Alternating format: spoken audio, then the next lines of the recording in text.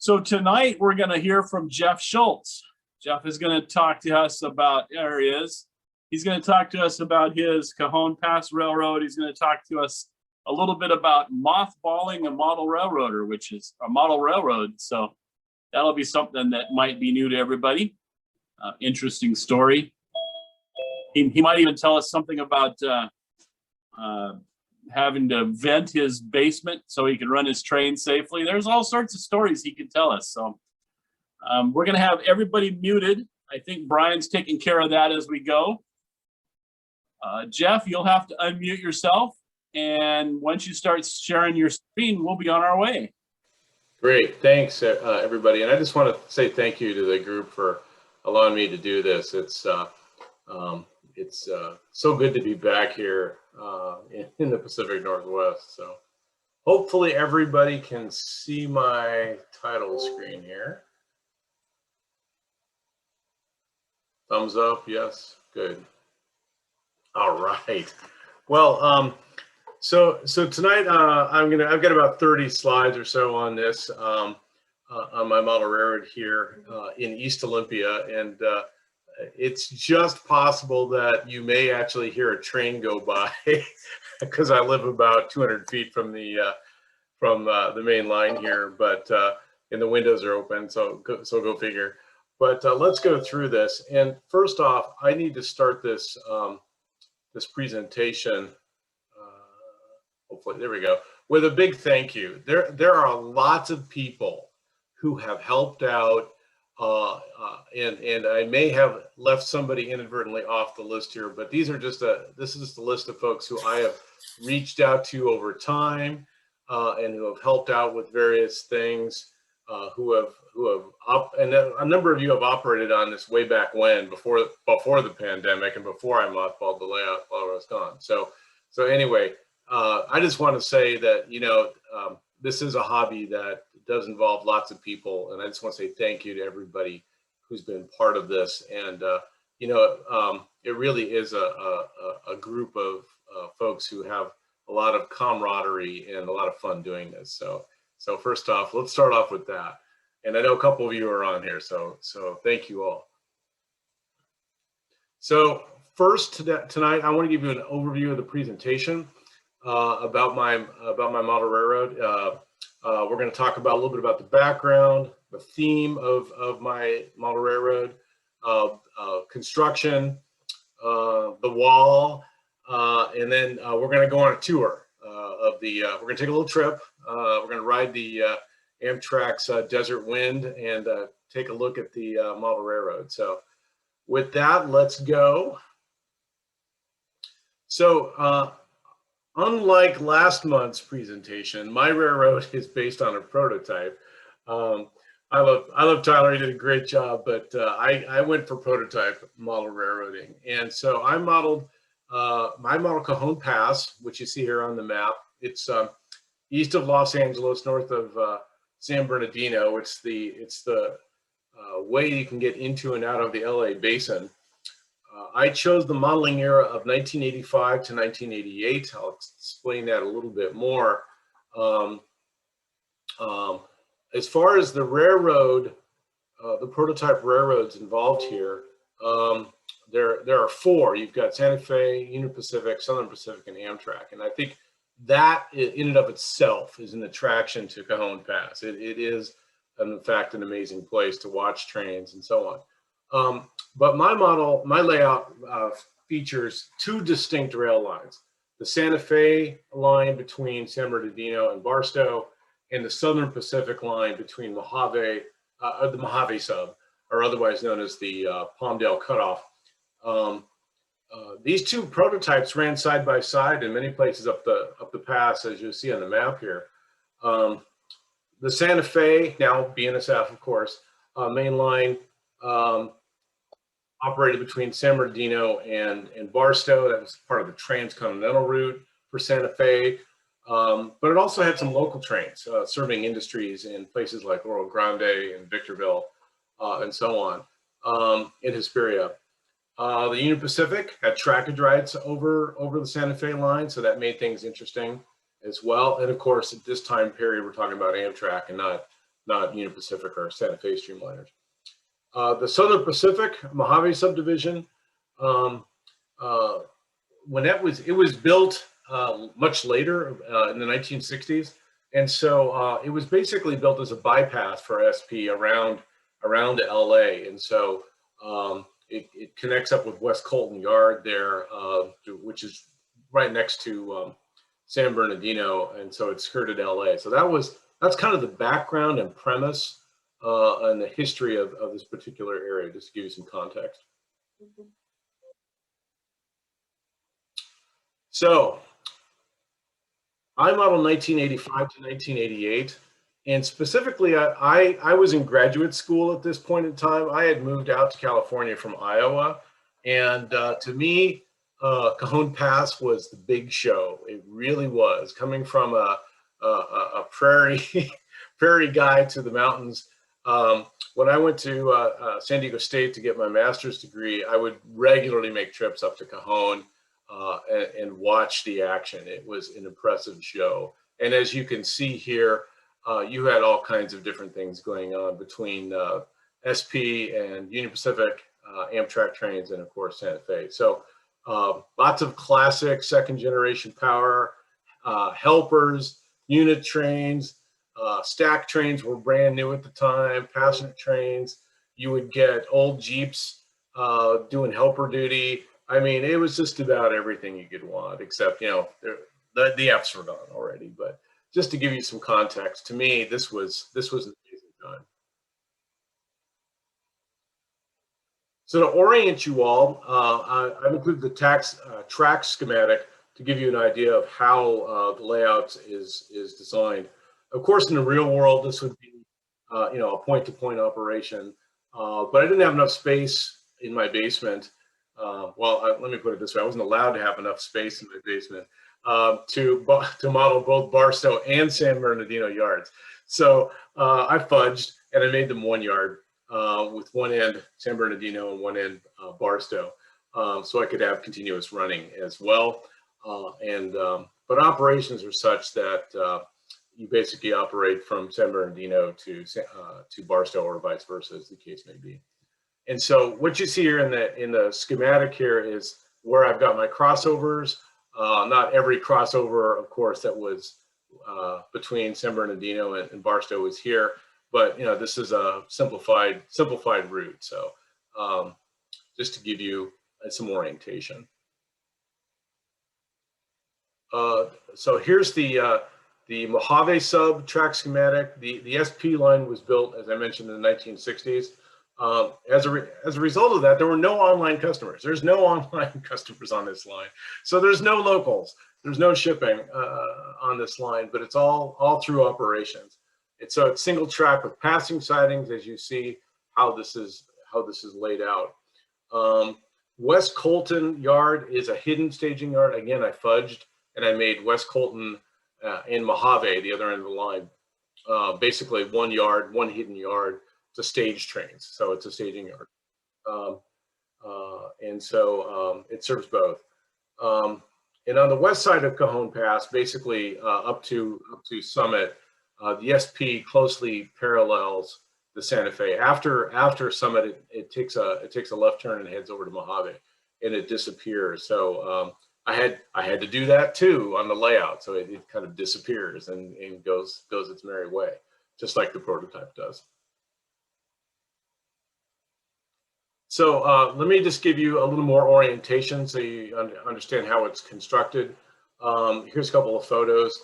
On the left-hand side is a view looking on the. Let me start over again. The layout is shaped like a big M or a W, as the case may be, depending upon how you're looking at it. I've got a center peninsula and two sides, so you've got two aisles down either side. The picture on the left is on the outermost wall on the right-hand side of the basement, so it's snugged up against the outside perimeter wall. And so we're looking up the aisle. You can see the yard, the Barstow San Bernardino yard on the lower level there, and then on the far upper left-hand side here, that's where Summit is. So you start here and you crest here, and you can see both sides are double deck here. The picture on the right-hand side is looking the other way, looking down. That's Summit here on the right-hand side on the right photo, and then you can see the various levels here as well, just to orient you on that particular aisle.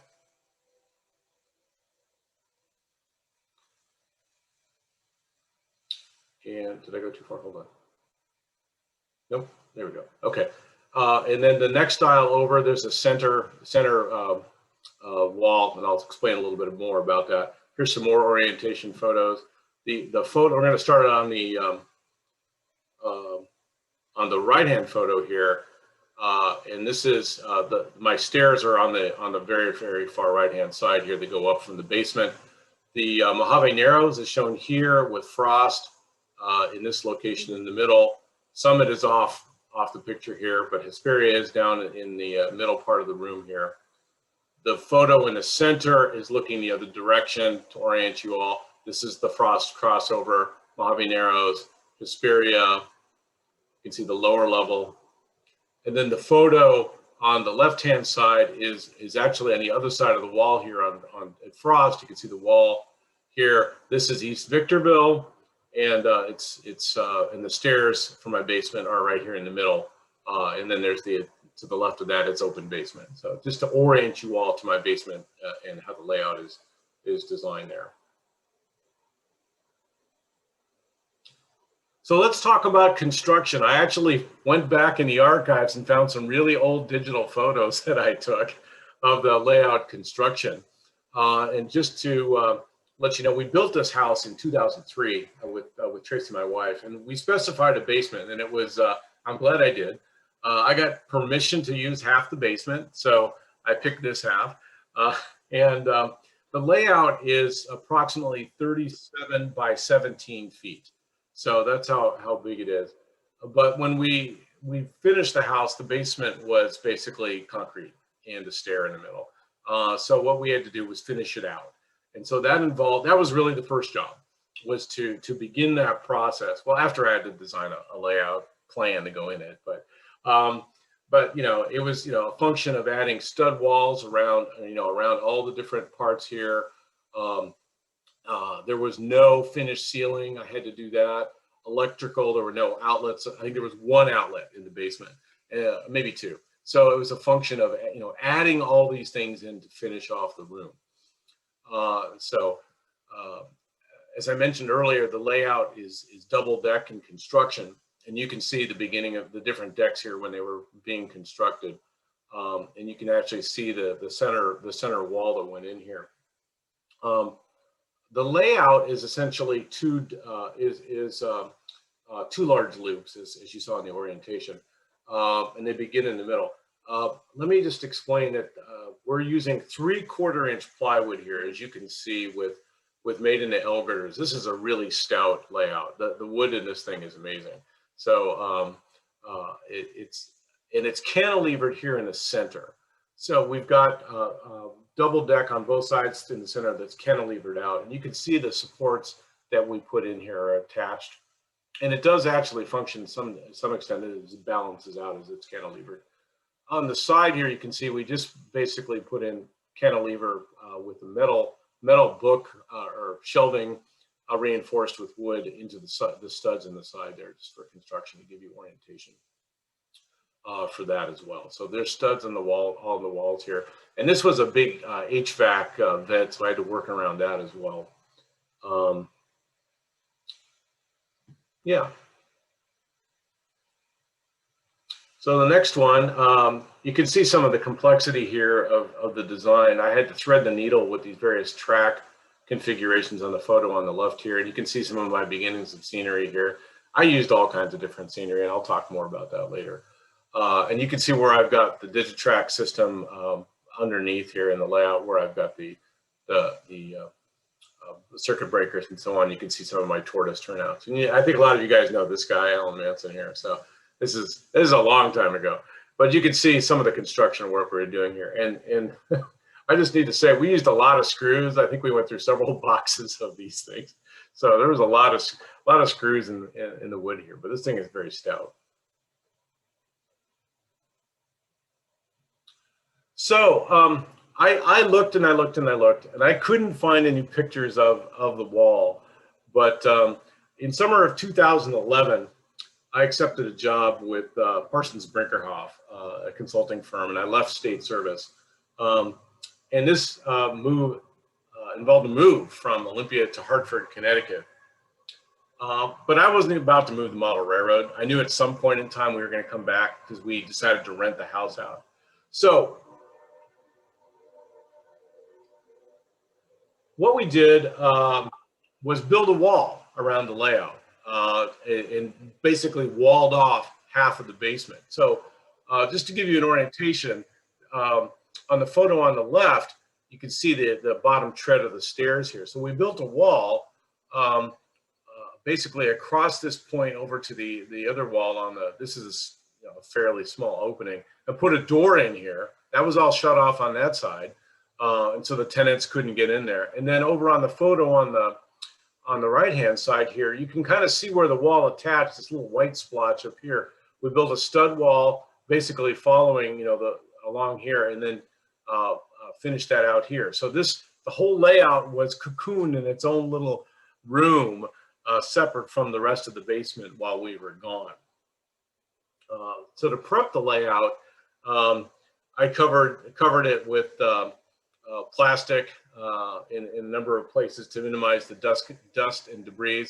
Even with that, there were still little, landmines left by mice, that appeared, those sort of things. I disconnected the Digitrack system and packed it up and actually took it with me. When we left, I actually did take all of my rolling stock with me. And one of the benefits of doing that was because I didn't have a layout to work on, I had a lot of rolling stock to weather. So I got through a lot of my rolling stock and began to weather that. So, and that was my focus while I was in Connecticut. So anyway, came back in summer of 2018. I think everybody here and locally remembers that was the summer it was really smoky here. But one of the first things I did, Scott Odell came over and we took down the wall. So and reopened the layout right away, and vacuumed it up and started reinstalling everything. And before you know it, we could run trains fairly quickly after that. So it was surprising how easy it came back to life and it was reborn. So it wasn't as bad as it could have been. So all right, so I want to spend the rest of the time taking you on a tour of the layout where we are today with this. And so we're going to board Amtrak's Desert Wind here in San Bernardino, and we're going to take a trip up the hill and over to Barstow. And so we'll follow along. As I mentioned before, we're on the lower level here. You can see the benchwork up above. This is the lowest level of the layout. And you can see I've included a schematic of the yard here just to, and I've got one on the layout. This was a great suggestion by Tyler that I should have these sort of things in the layout for when people come to operate. I'm like, why didn't I think of this, But nevertheless, so this gives you an idea of the schematic and the size of the yard here. I use in the yard, I use Homosote for the yard base, and I use that in several other places in the hidden yard as well. In the hidden yard, and in this yard, I use code 100 track, but I use code 100 elsewhere. I'm sorry, code 87 elsewhere. And in the yard, I use number 6 turnouts, just to give you an idea, since there's turnout there. And in the yard, all the turnouts are manual, manual operation. All right, so leaving San Bernardino, we start up the hill, and the first interlocking we come to is what I've called 5th Street, and this is where I've got a number of the main yard lead that comes out, and then you've got a series of double crossovers here as you head up the layout. Now, this gives you an idea of how my second deck is attached. Gives you a real good idea and see how that works. You can see some of the electrical outlets we had to add in here as well, just to give you some idea of the construction. This area is not scenic yet, obviously, but hopefully we'll get there soon. And then the photo on the right just shows you the opposite view coming into there in the Santa Fe auto rack train crossing over there at the street. And I think I did mention I use Tortoise switch machines on the main line. You can see them under here too. All right, as we continue further down, or up, I should say, up the layout, the next location on a Santa Fe is a place called Keenbrook. The grade stiffens here quite substantially on the model to 2.2%. I tried to be as prototypical as I could. And in this particular part of the layout, I had to build a loop. This isn't really prototypical, the Cajon Pass, but I had to build this loop to kind of change direction and come around to double back up onto the second deck. I decided that I didn't want a helix, and I wanted to try to keep trains in view, and so I built it this way to do that. And so you can see here's the Desert Wind heading up through Keenbrook. You can see the Southern Pacific in the foreground here, and we'll come back to that with some other photos later when we talk about the SP. But this is one of the newest scenic areas I've got on the layout, and got my Cajon Pass desert scenery going here. So, okay, continuing further up in the pass, you get to this what we call Cajon, or Cajon Station, as the case may be. The photo on the left is a little bit before that location. The Desert Wind here is passing a UP coal train. You can see the Southern Pacific line to the right there. The photo on the left, we're crossing over at Cajon. This part of the layout, you can kind of see where the scenery ends here. We're still working on that. I've used a variety of scenery techniques. Here you can see the foam technique.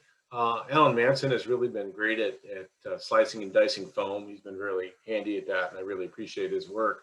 But I've also used cardboard strips with plaster, gauze, and so on. So it's just whatever I got handy. And the nice thing is a lot of the foam that I received from friends, it was either scrap. Kevin Jeffers gave me a bunch. Scott had a bunch too. So different people provided those materials, and I like to use the foam on the upper deck because it's lighter and it's self-supporting. But just to give you some ideas of the different scenery techniques here.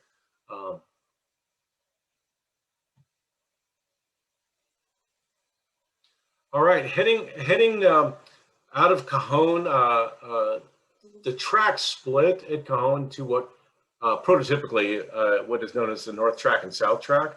And so there's limited room to really have a big differential like there is on the prototype, but I have the big curve at the end of the aisle where everything has to turn back and go up the middle. So this is the Desert Wind is going on the North Track up the hill here. You can see the South Track in the foreground there, and then here you can see the lower deck. We've already come up quite a bit from the lower level there, and you can see the SP in the background. For those of you who are familiar with Cajon Pass, this is going to be the Sullivan's Curve site in the future, and so there'll be the big rocks here in the background for that once I get brave enough to try to replicate that in authenticity. So anyway, so we continue up to Summit, and so at Summit here we're cresting the pass. The Desert Wind is passing a Santa Fe intermodal train that's on the other track.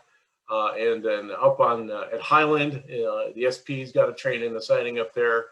You can see, if you look across, you can see the other part of the layout we were just on there, on the photo on the left-hand side there.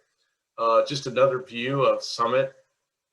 On the right-hand side with of course Highland there, the SP location on the left portion of that with the Santa Fe auto rack train coming cresting the hill there as well, kind of give you the drone view, if you will. So now for those of you who are Cajon Pass aficionados, Some of you may know that Santa Fe rebuilt this summit in the early 1970s to eliminate a number of sharp curves and reduce the grade. And at this location is where the north track and the south track rejoin.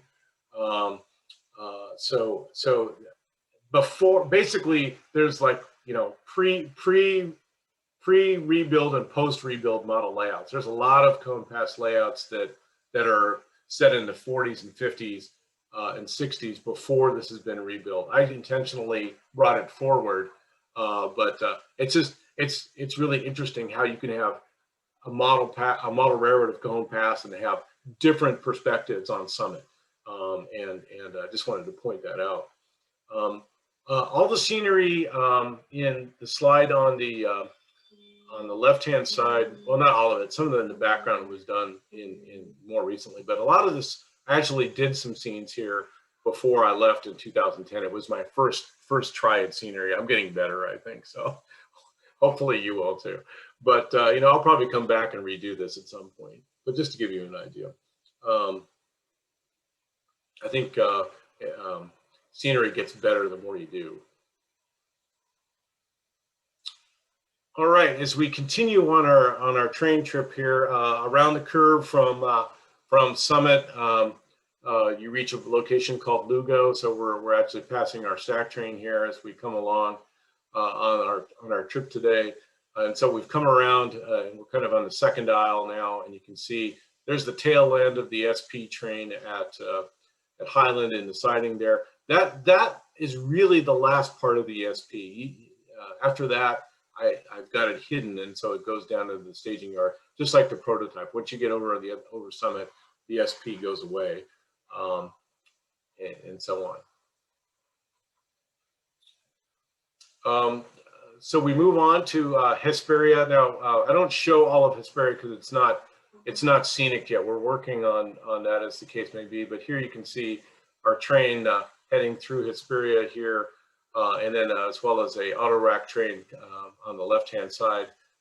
Hesperia's got the branch line off to Cushenberry, the Cushenberry sub, and it's got its own little industrial siding there with a single customer there. So I tried to model that just to have a little local traffic there in Cajon Pass. Okay, the next location we run to is Frost. Frost is located between Hesperia and Victorville, and this is the site of the unique flyover that Santa Fe built back in the 1920s to route trains for the most favorable grade up the hill. And this was all done before, you know, the installation of CTC. In the 1980s, this site was somewhat remote. If you go there today, there's suburban tract housing all around it. I do want to point out that this fantastic bridge here was built by my friend Kevin Jeffers, as well as the abutments. He did a fantastic job to faithfully model that bridge. It's been there for a long, long time. And we've really tried to make the Frost scene look like the real thing. I mean, we had some good photos from the 80s on this. I need to get some Joshua trees in here, but you know, I think it really captures the real feel for the Frost flyover there as we continue on.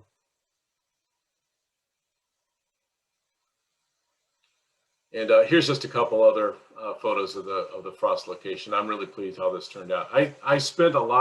We spent a lot of time doing the scenery here over the last year and a half as we kind of been, you know, quarantining, been able to get in here and do that. Alan Manson did a lot of work on cutting the foam for this and doing a lot of the work just to get this where it needs to be. So just really turned out really nice. Mm-hmm.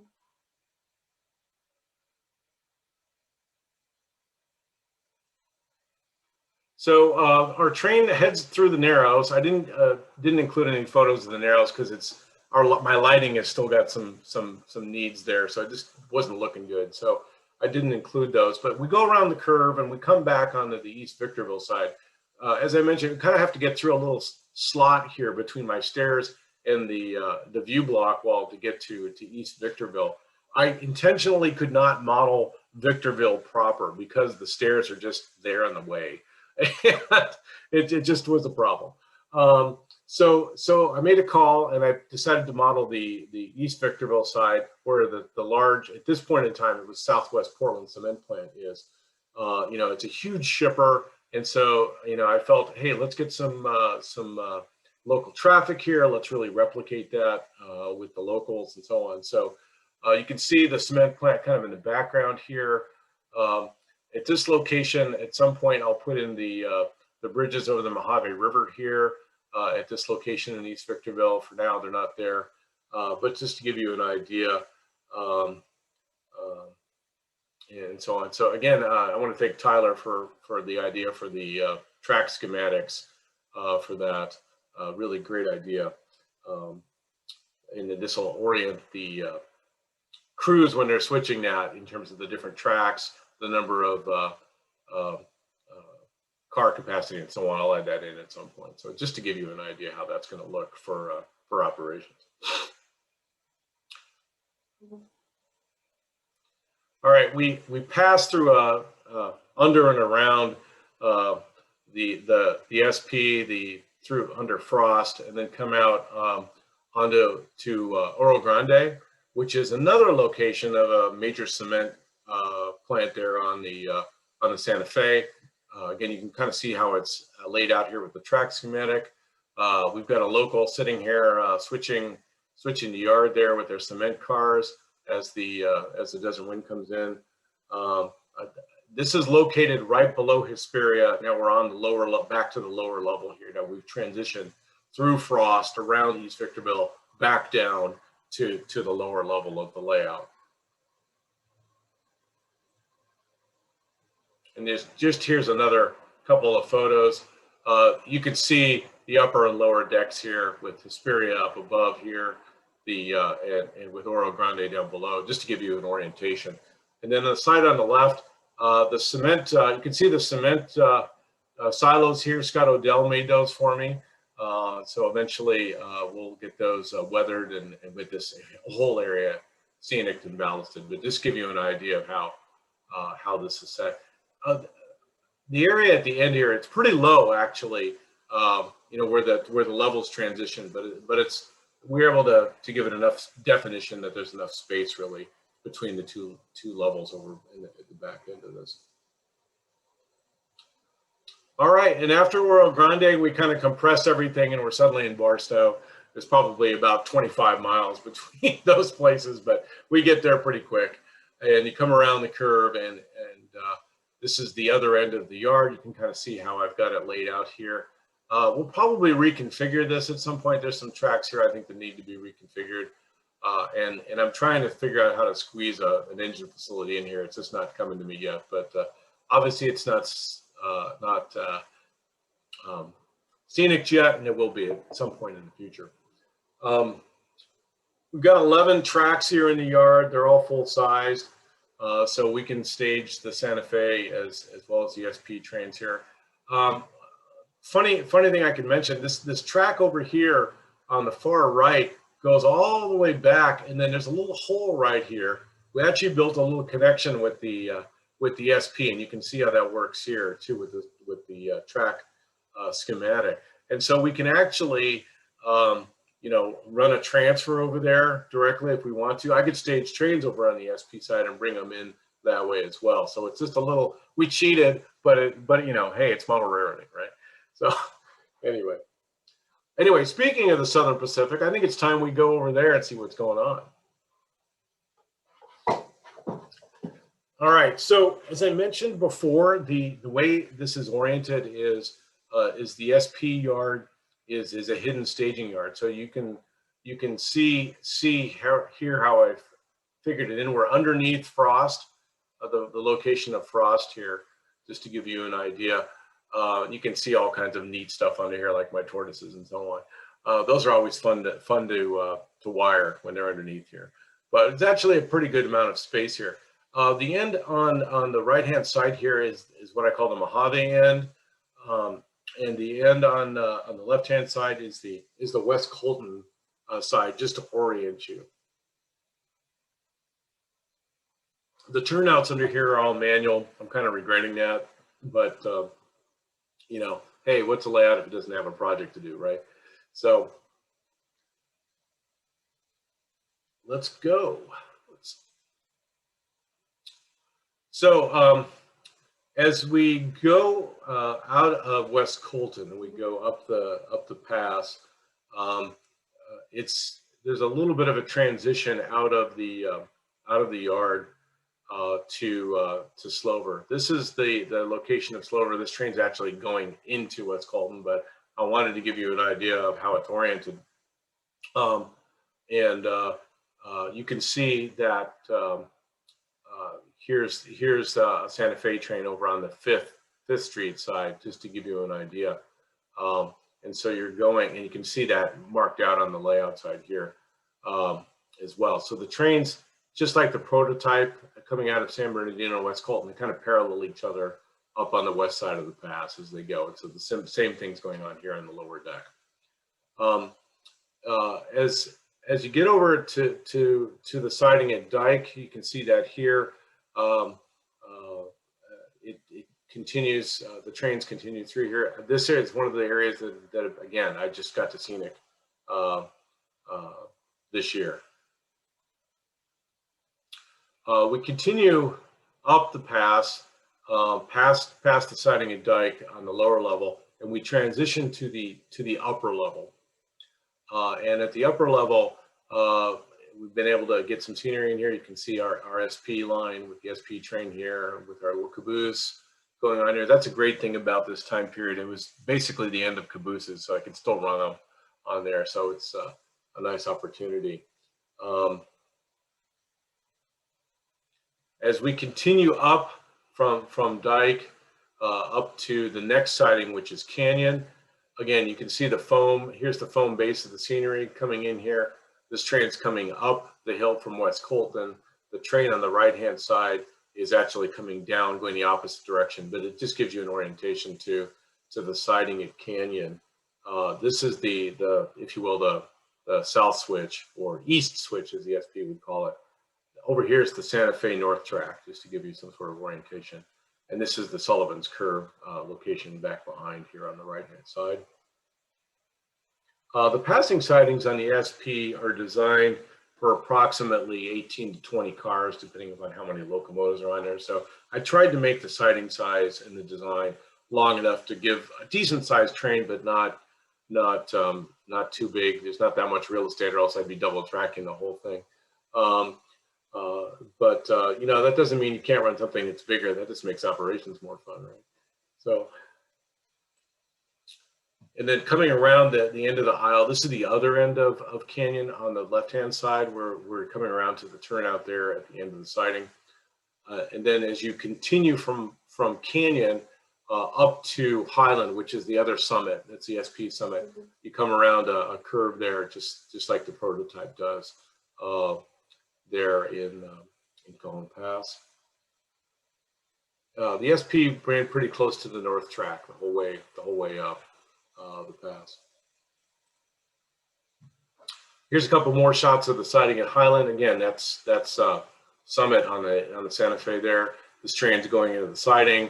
This guy's waiting for him to come in at siding. This is the highest point on the layout, by the way. It's higher than Santa Fe, obviously. And then, of course, our way car is coming into the siding there as well.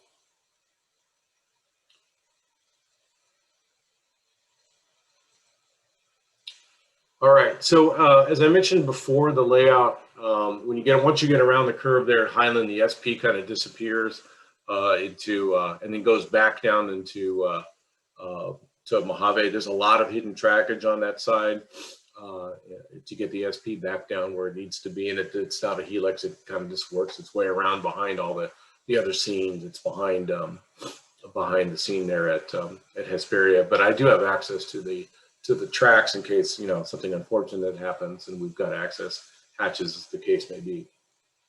So we're almost near the end here.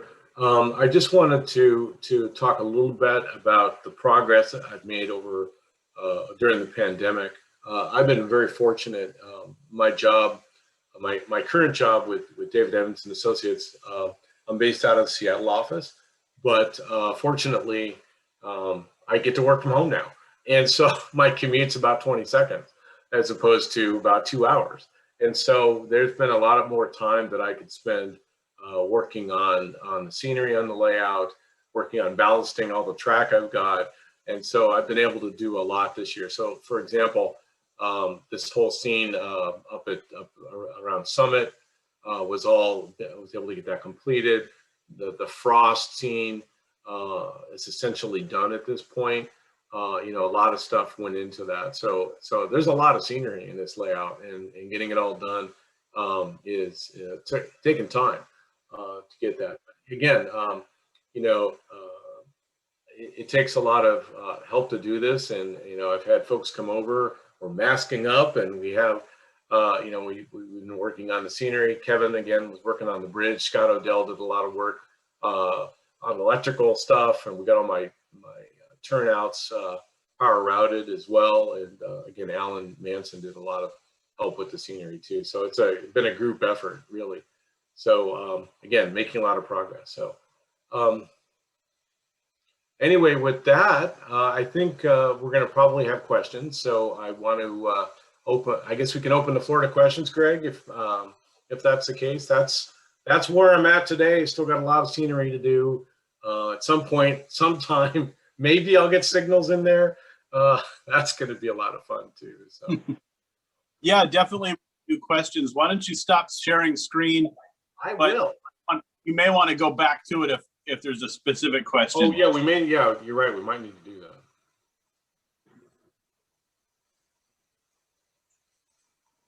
I can stop. Maybe. There we go. All right. Thank you, Jeff. Question time. Remember, everybody's microphones got muted, so if you want to ask a question, you have to unmute. Did you go out and take a whole bunch of photos of the actual railroading areas that you've modeled? That's a great question. You know, and I've been a rail fan for many years, and a lot of the photos that I had from back in the 80s, I pulled out. I made prints. Scott provided some too. I've gone back to locations over time, especially Frost. Frost is one place I went back to really get an idea of how the bridge was oriented, and I took lots of photos of that. So prototype photos are essential when you're doing a prototype model. Definitely. Yeah, and like the Barstow yard, would cars be brought into that yard and then taken out to other areas connected by rail, like to the Marine base at Barstow and so on and so forth? You know, I made a conscious choice on both Barstow and San Bernardino to try to simplify that yard configuration, so it wasn't both nor either. So I've tried to focus on more of the through operation. So, you know, with auto rack trains going through, stack trains and the intermodal trains going through, UP,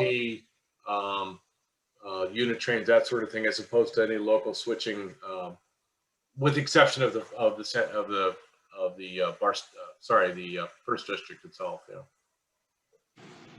Bob, you got a question? Yeah, curious, Jeff, and I realize it varies, but what's generally your clearance between rail on the lower level and underside of the upper deck? That's a great question. It does vary. I tried to get about 2 feet between the bottom of the top and the top of the bottom. There were a couple of places where that just wasn't feasible, and I tried to, in those locations, I tried to bring the lower level out further and tried to push the upper level back. Yeah, okay. To try to give it kind of a tiered look, but it does squeeze in there in a couple of locations, and it's, you know, suboptimal. Mm-hmm. And you said maximum grade 2.2? Yeah. Thank you. You bet. Thanks. Gary's got his hand up, but Gary, your microphone is muted. Yeah. There. Thank you. Nice presentation. I wonder if you have thought about putting in the Silverwood crossover at Summit and connecting the lines. You know, not in this time frame. Was it So, yeah. not present then? Silverwood was not. Oh, okay. Okay. Thanks. You bet. So more questions for Jeff? Tell you what I'm going to do. We're going to keep talking here. I'm going to start sharing my screen. You can look at some other stuff we've got here. We have some bonus pictures of another view of Cajon and a few other things going on. For a minute.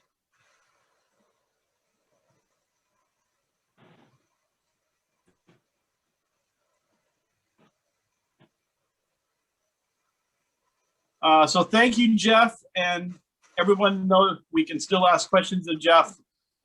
We can switch back to his slides if we need, but thank you, Jeff. There's the picture, the promo. You've come a long ways, and a great story about how you were able to see far enough ahead in things to mothball the room and be able to come back to it. You just touched a little bit on why you went to the East Coast, but tell us more about your rail job history around here. Oh, sure, I'd be glad to. So I think some of you know that, but for those of you who this is the first time, I spent, trains are my passion. What can I say? And I think to all of you, they are too, to some extent, but I've been very fortunate that throughout my career, I've been able to actually work in the industry. Not as a railroader per se. I've never worked for a railroad, but in my education and background has been such that I've been working in rail passenger planning for many, many years. I did my initial college work on Amtrak San Diegan service, which is now Pacific Surfliner down in Southern California. And springboarding from that, I've been able to work with the rail programs in state of Michigan.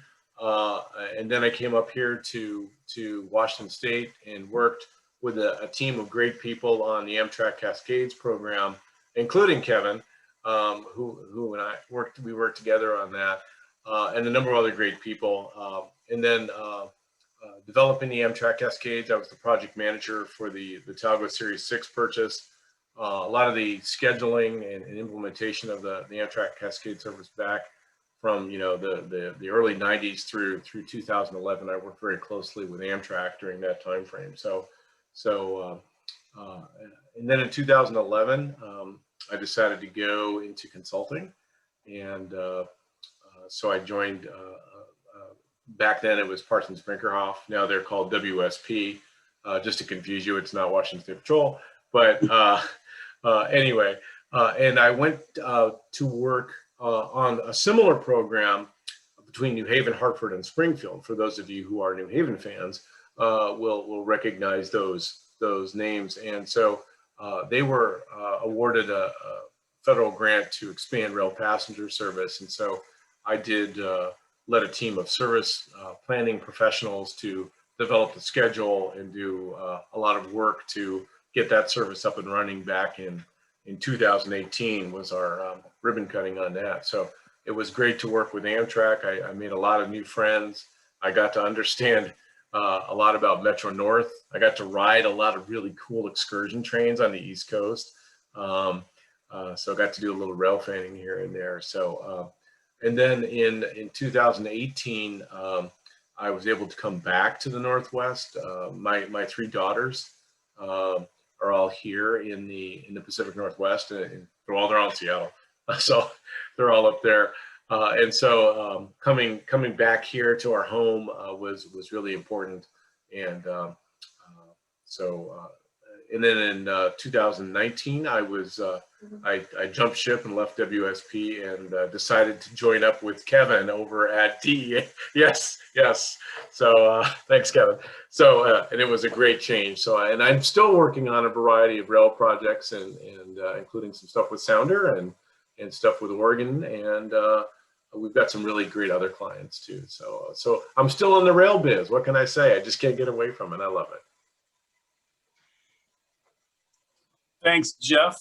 And then one last last thing, we got to have our little minute for safety here. You had an interesting experience with your basement. Oh yeah, this is really funny. And this is something that we don't think about too much here in the Pacific, in Western Washington. Let me be very specific. But this happened about 10 years ago, right before we moved. I was just being one of these safety focused people, and I was reading an article about radon. I don't know if any of you guys have ever heard of radon, but radon is this colorless radioactive gas that like comes out of the earth from the decay of uranium. Okay, and so I read this article and says, well, everybody should do a radon test, and I'm like, really? I've never done a radon test. I don't know anything about radon. So I did a radon test in my basement, and it came back, you got radon, and I was like, really? Okay, so I did another one. And that came back positive too. And so I called the state Department of Health, and I'm looking on maps and say there's no radon in Western Washington. I mean, there's basically nothing. And they come out and they do their tests, and they find it's like, there's radon in your basement. So, but in other parts of the country, this is really common. When we moved to Connecticut, I did a radon test, surprise. And they had radon in their basement, so we put in a radon remediation system. So the important thing that I want to share is that you just never know about your air quality in your house. And if I hadn't done this particular test, I could get lung cancer, because the radon levels were higher than they should have been, what they do. So we put in a radon mitigation system in the basement. It didn't affect the model railroad. And that's been, basically draws all the air out and away from the house. But, this is something that's pretty simple to do. And it's common in other parts of the country and Eastern Washington too, for that matter, where you've got certain kinds of rock. But anyway, and I was on the news. I mean, the Channel 13 came out, so it was really a safety message. We turned it from something bad into something good. So I like it. Thank you. Any more questions from Jeff?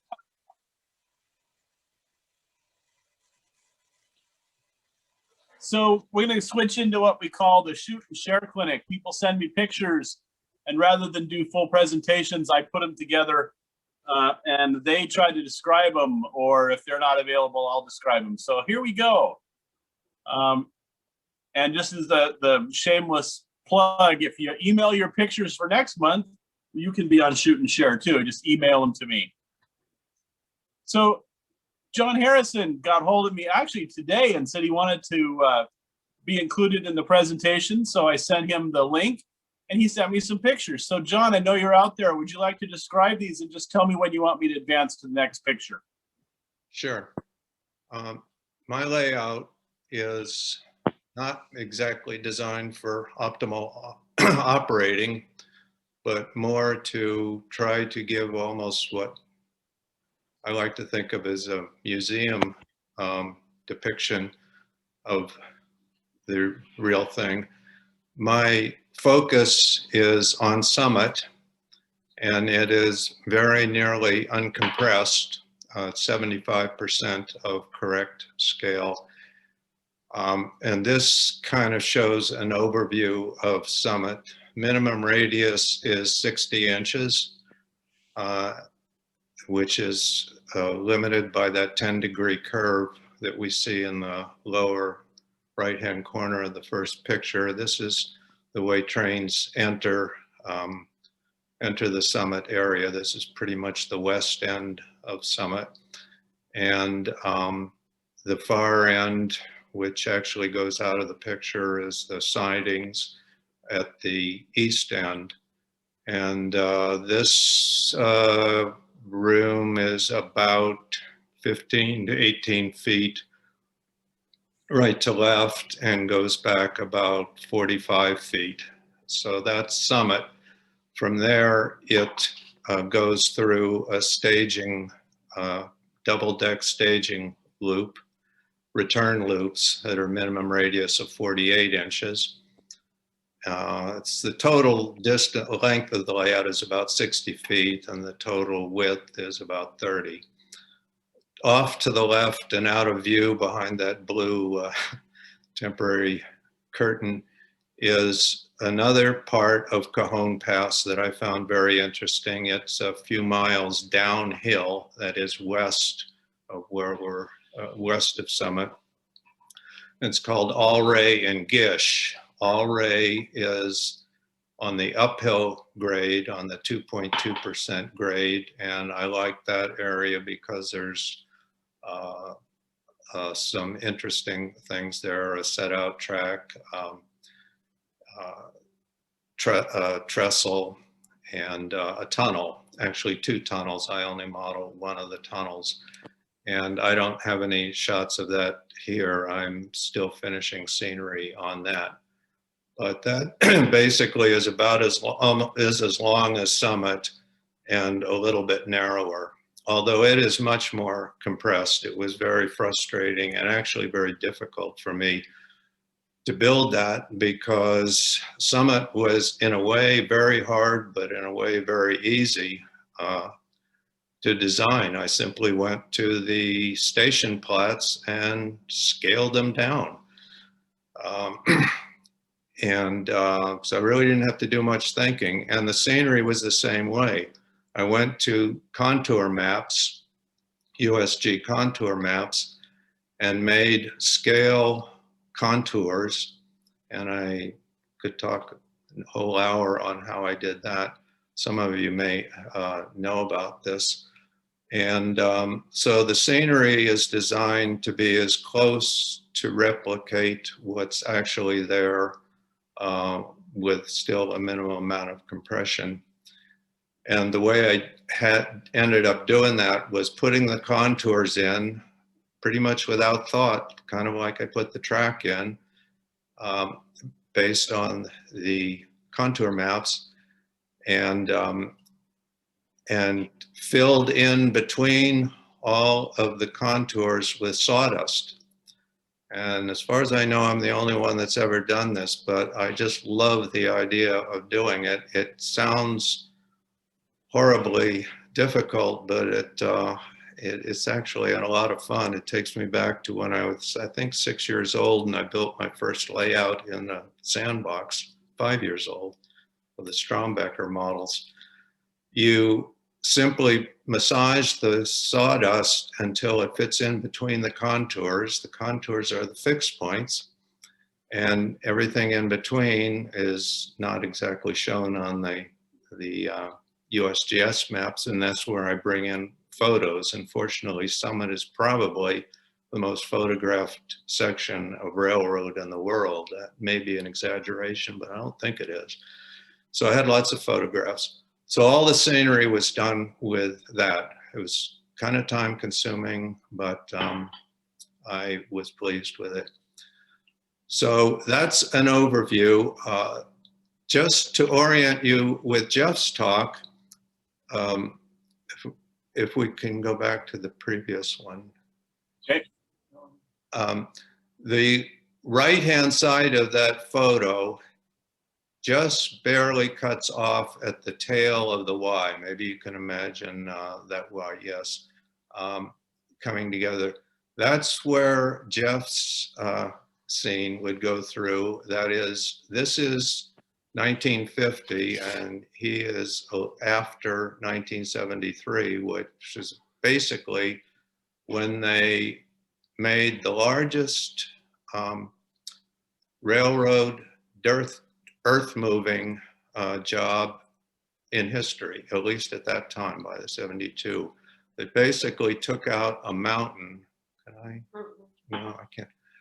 Took out a mountain that is just to the right of that lead-in track, which you can see the floor through there. It was pretty high, and to eliminate that 10-degree curve, which caused string lines, a lot of bottlenecking there, and it's a very broad curve. I'm not quite sure what it is now, but it's very broad, and it's 75 feet lower than these two main lines, the left-hand track there on that curve is the eastbound main line, and the right-hand track is the westbound main line. They kind of switch them around, and they go back to Summit. So anyway, that kind of orients you. Okay, let's go to the next slide. This is looking back at that section we just saw, and kind of is a overview of about half of Summit. That stockyard there, I have a couple more shots, was quite a labor of love for me. I put that in full scale. It's an actual one-to-one model of the real one, which took about over a year to build and research. Those two buildings on the right were there when I visited and lived in Southern California in 1968, 69, 70. And all the track is hand laid. I even make my own spikes because I abhor the look of, I've tried to use commercial spikes and I just can't force myself to do it. On Central Valley track, Central Valley tie strip. And the main lines are code 70. The passing sidings are code 60, and the secondary track like this, where the stock car is, it's called the stock track, very little used and very slow traffic is code 55. Okay. Those buildings, were they associated with the railroad? Yes, the buildings there, the next shot shows a little better view if you want to go to the next one. Those 3 or actually 4 buildings were there when I was there, and so I got very accurate measurements. I even measured the distance between each one of those posts on that, if you can believe it, that fence. They're all random. I don't know who designed it, but no 2 spaces are the same. The building in the back is a large bunkhouse, which housed a lot of workers. I don't know exactly which ones. The building on the right is called the section house, and the building on the left is old section house or something like that. I forget the exact names. So they were there, they were obliterated, they lasted right till the end, 1972.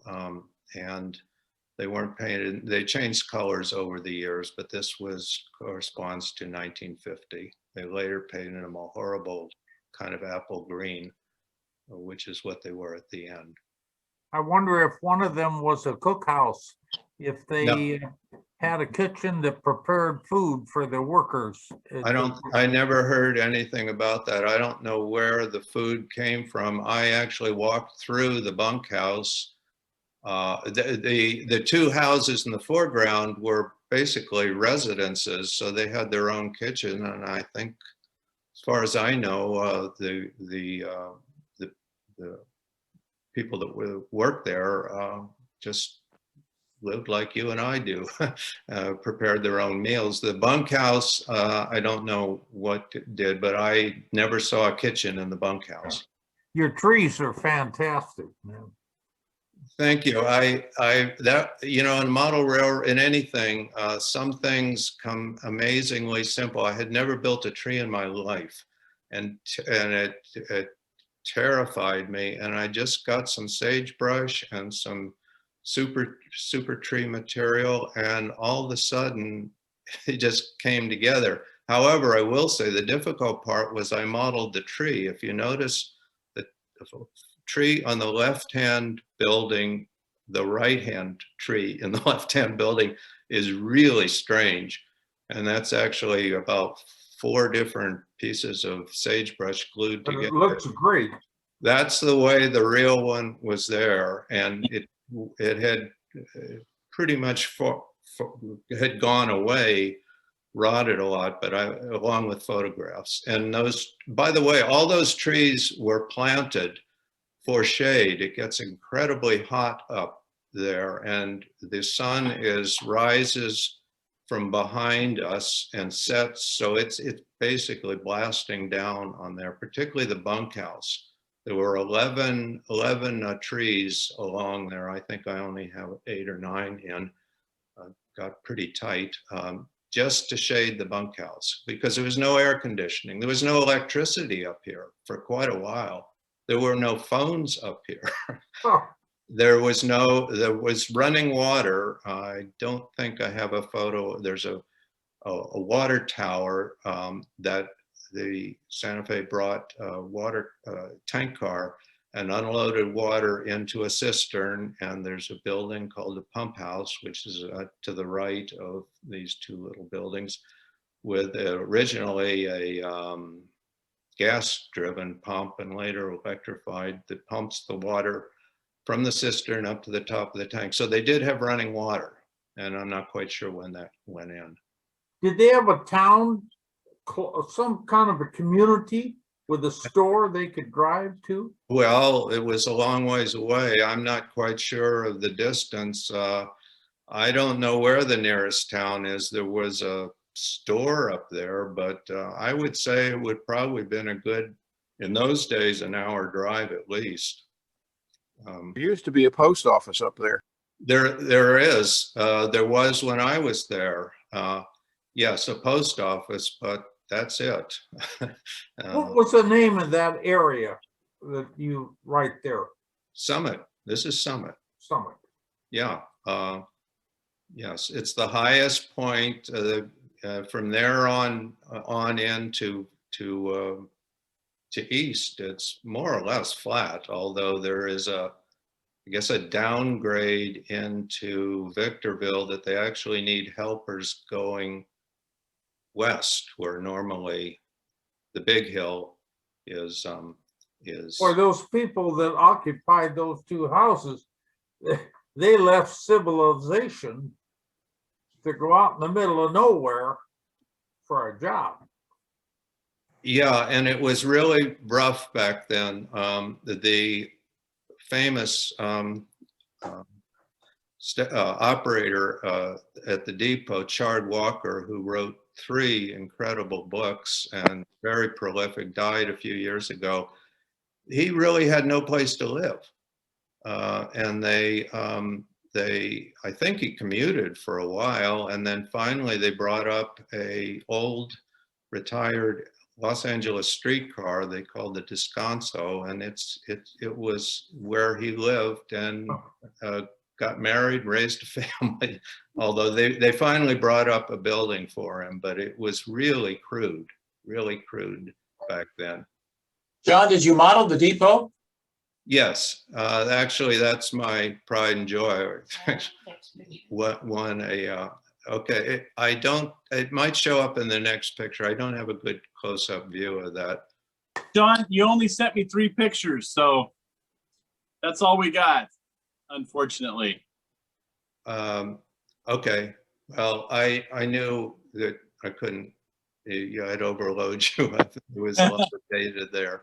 And I needed something for when my presentation will come up. There you go. did a masterful job.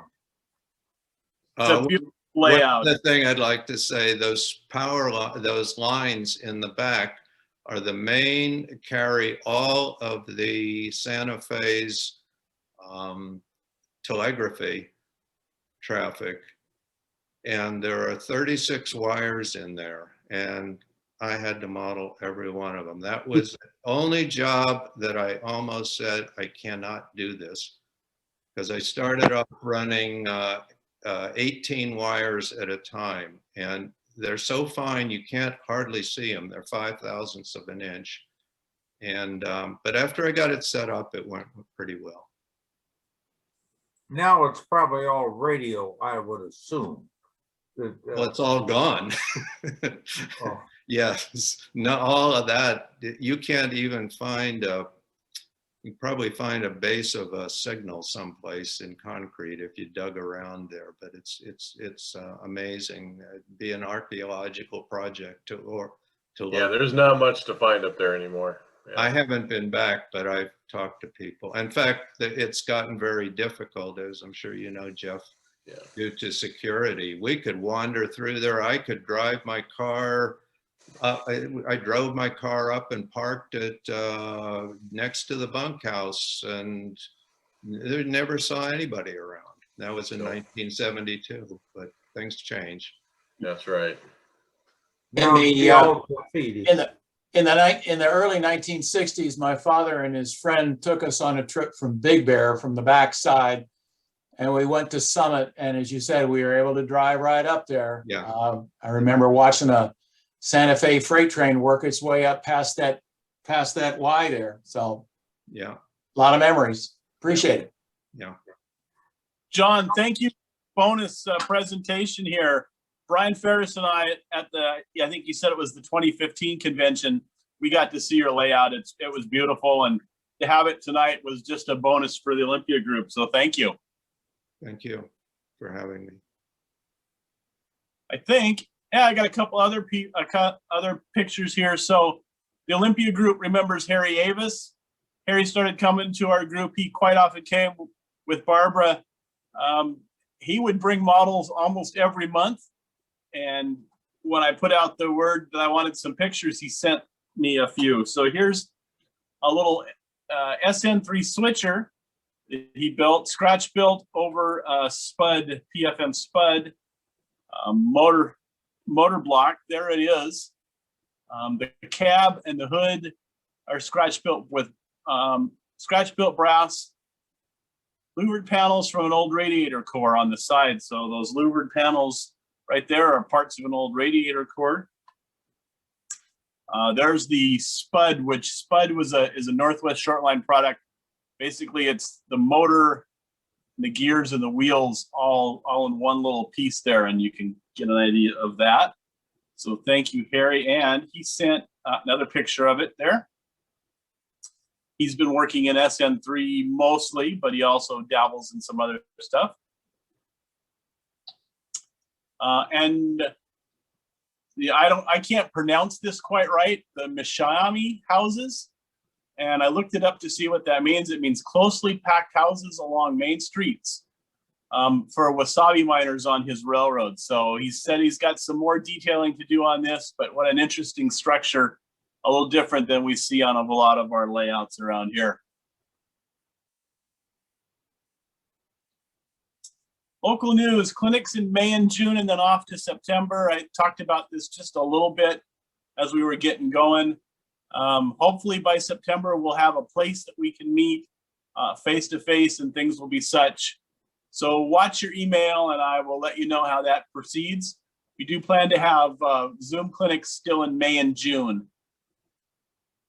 And then Ron Bagan, for those of you Olympia guys, you may have got the message about 3 weeks ago, maybe a little bit longer ago, that Ron had deteriorated to the point where he was now in hospice at home. So Ron used to attend a lot of our meetings up at the courthouse, and we were there. Got sicker and sicker, especially over this last year. I don't have anything new on Ron, unless Jim Sable happens to be online. Jim, are you in here anywhere today?